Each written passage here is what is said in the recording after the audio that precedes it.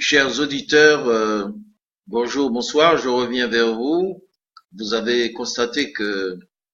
la terminaison de la vidéo concernant Cheikh Anta Diop a été un peu perturbée. Donc je reviens sur le sujet puisque effectivement nous parlions de Cheikh Anta Diop, de ce qu'il a découvert que la race humaine vient de l'Afrique, et je disais que même si on viendra infirmer cette théorie en disant que effectivement que la race humaine vient d'ailleurs, eh bien je dirais que cela ne change rien. Cela nous donne cette même dimension d'humilité que en fait, effectivement la race humaine n'a pas à s'enorgueillir d'être de telle ou telle race. Cela nous emmène à nous accepter puisque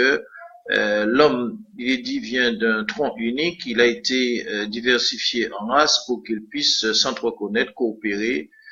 faire avancer l'humanité. Mais je vous disais tout à l'heure que, en tant que nationaliste du mouvement de libération, chercheur sur ce sujet, eh bien, nous avons quelques désaccords avec le néo-africanisme et l'égyptianisme. Mais d'abord, je vais vous expliquer un petit épisode sur Cheikh Anta Diop, parce que depuis l'âge de 19 ans, et aujourd'hui, je suis d'un âge assez important, vous devez savoir que j'ai contacté en Afrique les racines même de la connaissance, à travers des savants, à travers ce qu'on appelle des vieux, qui sont une bibliothèque de savoir, une banque de savoir, et je ne suis que le transmetteur. Cheikh Anta Diop n'avait jamais dit qu'il était un prophète et qu'il fallait l'adorer. Donc c'était un homme, c'était un anthropologue, un chercheur qui était conscient de sa responsabilité, de son travail, et qui devait rester objectif, mais il avait prévu justement que son œuvre serait récupérée et déviée, et je le dis tout de suite, par des éléments néo-africanistes et égyptianistes. Et d'ailleurs, Cheikh Anta Diop a été prévenu, parce que dans notre culture non européenne, nous avons le docte et l'agent moteur nous a donné des facultés de divination. Ça n'a rien à voir avec le charlatanisme, et que nous pouvons savoir par la permission du docte et de l'agent moteur la finalité de nos œuvres, ce qui fait que nous avons une responsabilité, de discernement, parce que si quelque chose, au départ, à l'avance, nous savons qu'elle aura des conséquences négatives, eh bien, par sagesse, nous en abstenons. Et dans la famille de Cheikh Anta Diop, un homme très intelligent, Cheikh Anta Diop, eh bien, l'information que je vous donne est inédite parce que des grands sages, des grands savants de son entourage l'ont exhorté de ne pas orienter ses recherches dans une direction de manière à ne pas donner des verges ou être fouetté pour que, d'autres communautés, d'autres civilisations,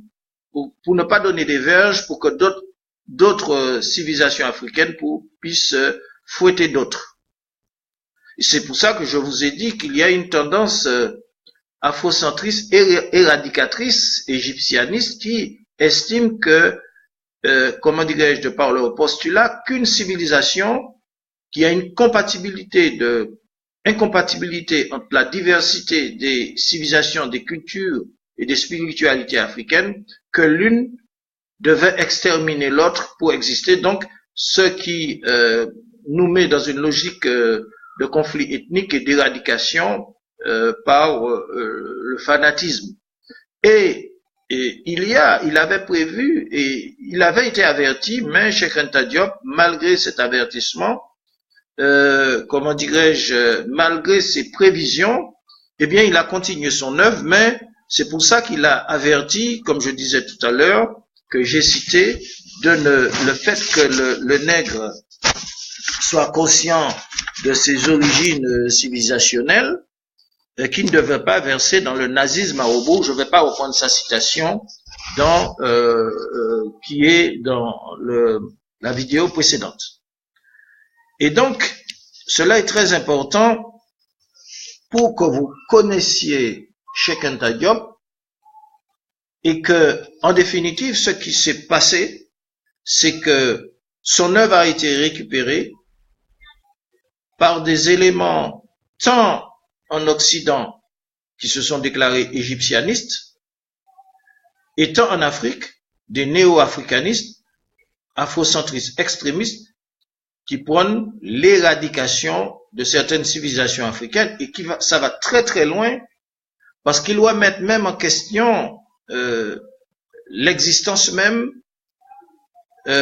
des pays d'Afrique du Nord, de l'Algérie, du Maroc, de la Tunisie, etc. Beaucoup de pays qu'ils considèrent être occupés par les Blancs. Donc, vous voyez que nous sommes au cœur d'un constat que effectivement Cheikh Anta Diop avait prévenu tout ça. Mais parlons de Cheikh Anta Diop déjà sur le plan de l'antiracisme et en même temps de la politique. Il faut savoir que Cheikh Anta Diop a été l'un des virulents opposants de la négritude coopération France-Afrique de Sédar Senghor. Il a été un opposant, il a été réprimé, opprimé, emprisonné, et que par conséquent, Cheikh Anta Diop pensait que il y a aussi Yol Soninka qui disait que comment dirais-je, le tigre, pour stigmatiser la négritude de coopération France-Afrique de Senghor, il disait que le tigre, c'est-à-dire le nègre, ne vante pas sa tigritude, mais il dévore sa proie. C'est un postulat politique qui, comme Cheikh Anta Diop, qui était partisan du mouvement de libération, il réfutait la thèse de Cheikh Anta Diop, de Sédar Senghor, qui vantait comment dirais-je, la beauté du nègre, mais qui en même temps collaborait avec l'ennemi de l'Afrique, qui était le colonialisme et l'impérialisme occidental. Donc, il faut connaître Cheikh Anta Diop sur ce plan. Et donc, il y a aussi, je vous ai parlé de ses collègues, Cheikh Anta Yol Soninka, qui réfutait aussi le racisme. Mais il faut savoir que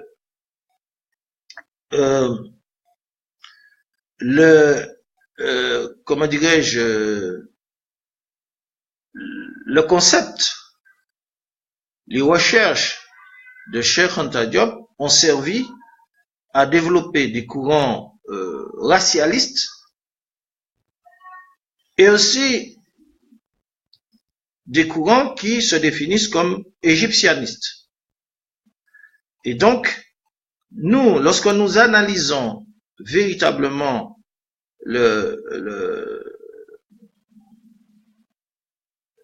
ces courants, ils prennent effectivement leur source du travail réalisé par les Occidentaux à partir de Napoléon, Champollion. Il y a quelques désaccords. Mais il faut savoir que effectivement, l'égyptianisme, on peut dire occidental, a débouché sur un véritable fiasco, puisque il s'agissait de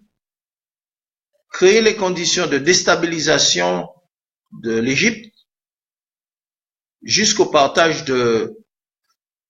l'Afrique et l'occupation du Moyen-Orient. Parce que je vous rappelle que, selon les recherches d'un savant, Napoléon y fonda personnellement une institution qu'il appela Fondation égyptienne, qui était en apparence une association de recherche scientifique, mais qui était destinée à l'investigation dans l'histoire et la culture égyptienne ancienne. mais le but essentiel était de renforcer l'égyptianisme contre l'idée de l'union des Africains, l'union des peuples d'Orient contre les plans des comment dirais-je des colonialistes et des envahisseurs occidentaux. Cela est très important à savoir et je vais essayer de donner des éléments, des indications sur comment dirais-je les faits de l'égyptianisme, puisque on vous dit que il y a des penseurs français égyptianistes comme Claude Cérizy, Linan, Housset, Sylvestre de Sacy et d'autres chercheurs français qui opérèrent des écrits sur l'égyptianisme et la civilisation pharaonique pour l'élaboration d'une doctrine du national-chauvinisme. Et donc, il y a aussi 3 juifs européens, dont Bernard Lewis, Arthur Lumley, 1811-1822, David Léon Cohen, juif français qui contribua à l'expansion de l'ethno-nationalisme. Il publia des ouvrages, etc., etc. Mais en conclusion,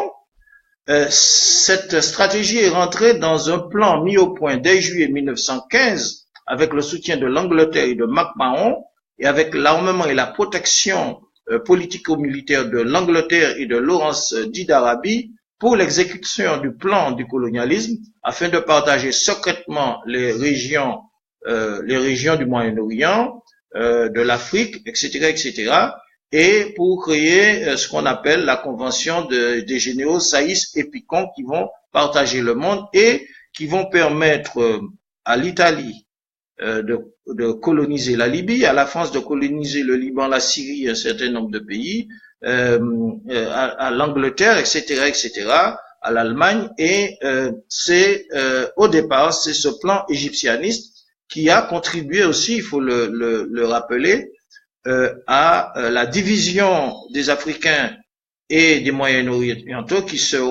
cette division sera à l'origine de la création de la tumeur cancéreuse, telle que disent les savants, de l'occupation israélienne en Palestine, qui est à l'instar de l'occupation occidentale dans les régions insulaires. Mais aujourd'hui, lorsqu'on étudie le postulat des néo-africanistes qui remettent en question la souveraineté de l'Algérie, de la Tunisie, du Maroc, de l'Égypte, etc., ça veut dire qu'ils reprennent à leur compte la théorie du Grand Israël qui, effectivement, vise à recoloniser depuis le Liban jusqu'à l'Euphrate tous ces pays-là, et nous sommes dans une actualité brûlante, puisque effectivement tous les plans concernant le nouvel ordre mondial, les Illuminati, les plans d'occupation des pays du Moyen-Orient et le management du terrorisme, c'est justement le préambule à cette réalisation du Grand Israël et jusqu'à vous verrez que nous n'avons pas jusqu'à maintenant vu un positionnement politique ni des égyptianistes ni des afrocentristes sur la question de l'occupation du nouvel ordre mondial, parce que effectivement pour eux c'est bonne cause, parce qu'ils considèrent que l'Algérie, la Tunisie, le Maroc, tous ces pays-là, tous ces peuples-là sont leurs ennemis. Donc nous devons faire très attention en tant que chercheurs du mouvement de libération pour ne pas avoir des accointances avec des déviations, parce qu'effectivement ces déviations viennent des universités occidentales, et ça fait partie d'un plan qui déshonore le panafricanisme et qui déshonore la sagesse et le but véritablement des recherches de Cheikh Anta Diop. Et donc c'est pour cela que justement nous exprimons ce désaccord avec cet égyptianisme et cet afrocentrisme que j'appelle mécaniste, matérialiste, et je dirais même monothéistophobe, parce que effectivement, je vais revenir dans une autre vidéo pour vous expliquer effectivement que, très rapidement je synthétise, le but des monothéistophobes n'est pas conforme à au projet des États-Unis d'Afrique. Ils veulent instaurer le royaume du pharaon de Kemet. Ils veulent instaurer la monnaie de Kemet. Ils veulent, comment dirais-je, disons, un but éradicateur, c'est-à-dire que, étant donné qu'ils n'acceptent pas la diversité des civilisations africaines, pour eux, il faudra, même s'il faut s'allier au nouvel ordre mondial et s'allier au sionisme, et c'est pour ça que nous avons conceptualisé cette question de sionisme noir, eh bien, ils doivent tout faire pour essayer de contrecarrer, d'éradiquer des civilisations qui les gênent, des civilisations. Donc, une partie importante, ils doivent éradiquer une partie importante des Africains parce qu'ils n'acceptent pas la diversité culturelle, civilisationnelle et ils sont dans l'intolérance. C'est pour ça que je vous ai dit que nous ne partageons pas cette vision éradicatrice, sectaire, de rupture des néo-africanistes qui donc des afrocentristes extrémistes et égyptianistes parce que leur plan n'est pas conforme au concept qui a présidé à l'existence de l'OUA, c'est l'Organisation de l'Unité africaine, pour réunir dans une unité contre le colonialisme tous les peuples africains du nord au sud, de l'est à l'ouest, dans une unité civilisationnelle, dans la diversité culturelle, etc., etc. Donc, tout cela porte un discrédit au travail de Cheikh Anta Diop pour ceux qui n'ont pas cette hauteur d'investigation et qui n'ont pas les informations pour comprendre que le travail de Cheikh Anta Diop à travers Nation Nègre et Culture et tous ses écrits n'a pas pour but de créer le chaos. Et donc, on peut dire en quelque sorte que il y a une forme d'extrémisme afrocentriste, néo-afrocentriste, qui joue en fait, quelque sorte les idiots utiles pour le nouvel ordre mondial. Et c'est pour cela que, lorsque nous avons abordé les questions religieuses, eh bien, le nouvel ordre mondial qui n'a pas réussi à nous imposer, à détruire notre culture pour nous imposer le christianisme, le catholicisme romain, à travers certaines sectes, eh bien, on veut nous imposer la spiritualité des oligarchies, du nouvel ordre mondial et des Illuminati, qui créent des ateliers, qui créent des écoles en Guadeloupe, en Guyane et dans les pays insulaires de la diaspora, pour combler le vide culturel creusé par l'impérialisme,